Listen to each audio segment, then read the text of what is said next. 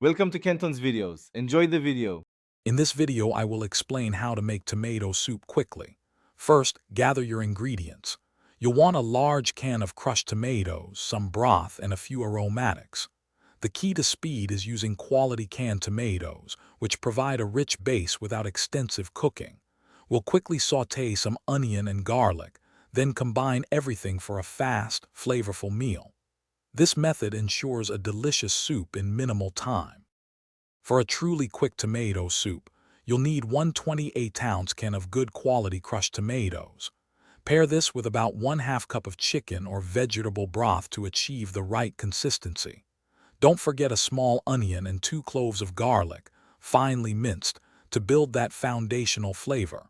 Finally, for a creamy finish, incorporate 1/4 cup of heavy cream at the end.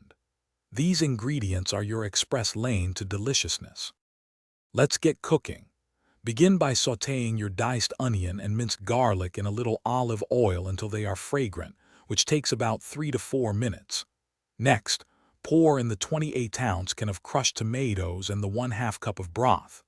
Bring this mixture to a gentle simmer, letting it cook for just 10 minutes to allow the flavors to meld. Finally, stir in the 1/4 cup of heavy cream and season to your liking. To achieve an extra smooth and creamy texture, you can carefully blend your soup using an immersion blender or a regular blender. Garnish your quick tomato soup with fresh basil leaves or some crunchy croutons for added appeal. Always taste and adjust the seasoning with salt and pepper before serving to ensure it's perfect for your palate. Enjoy your warm, homemade tomato soup immediately for the best experience. Thanks for watching. Consider subscribing if we helped you.